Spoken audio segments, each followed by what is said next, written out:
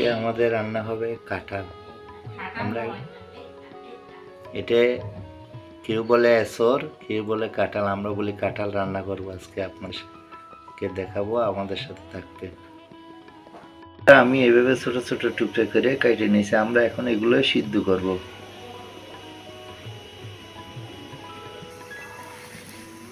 আমাদের পানি গরম হয়ে গেছে,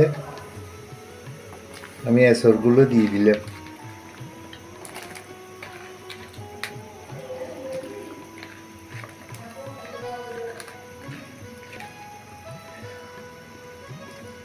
একটু করে হলুদ দিয়ে দিলাম।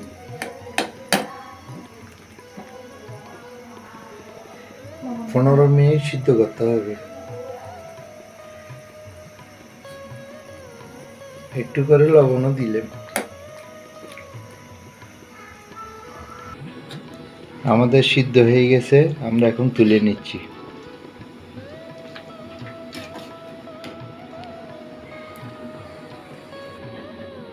আলুগুলো আমরা ভেজে নেব। এভাবে বড় বড় টুকরো করে কেটে নিয়েছি, এখন আমরা ভেজে নেব। একটা কড়াই বসাই দিলাম।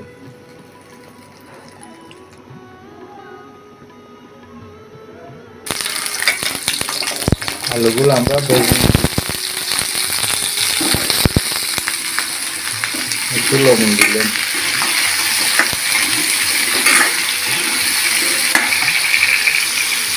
একটু হলুদ দিলাম।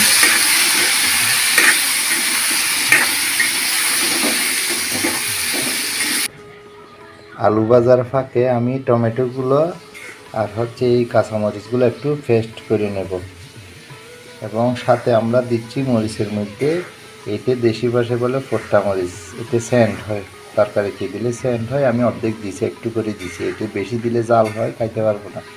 আমি এখন পেস্ট করে নেব। আমাদের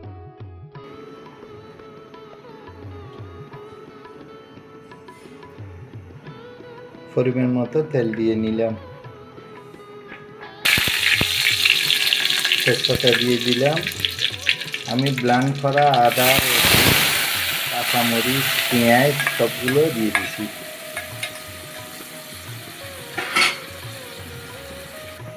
আমাদের পেস্টগুলো বলক পাচ্ছে, এখন পরিমাণ মতো লবণ দিয়ে দিলাম, হলুদের গুঁড়ো দিয়ে দিলাম।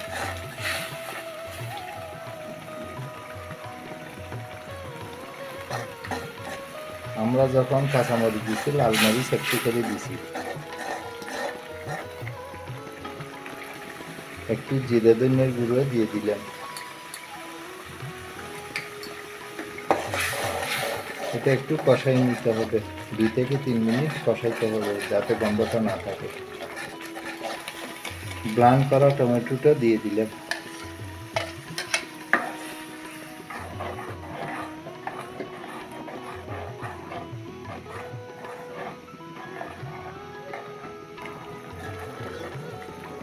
আমাদের বলক পাচ্ছে, এখন আমরা ভাজা আলুগুলো দিয়ে দেব। আলুগুলো দিয়ে দিলাম।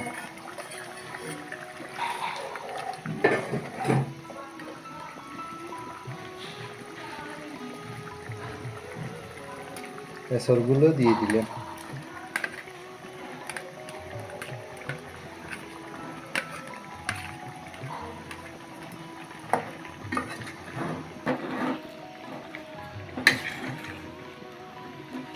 একটু নেড়ে কষাইতে হবে, 8 থেকে 10 মিনিট ভালো করে কষাইতে হবে।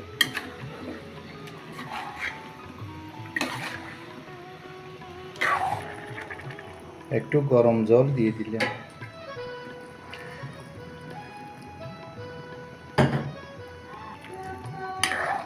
একটু নেড়ে দিলাম, ঢাকনা দিয়ে দিলাম।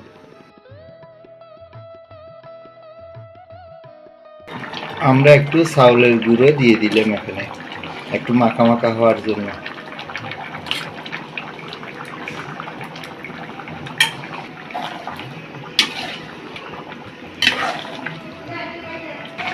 একটু গরম মশলার গুঁড়ো দিয়ে দিলাম।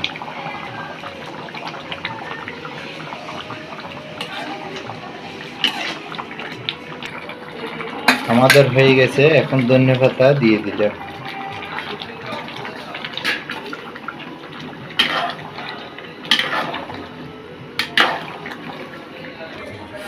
বন্ধুরা, এইভাবে আপনারা এসর অথবা কাঁঠাল রান্না করে খাবেন, অনেক ভালো লাগবে। আমাদের রান্নাটা যদি আপনাদের ভালো লেগে থাকে একটা সাবস্ক্রাইব দেবেন। সবাই ভালো থাকবেন, সুস্থ থাকবেন। আবার দেখা হবে কোনো ভিডিওতে। ধন্যবাদ।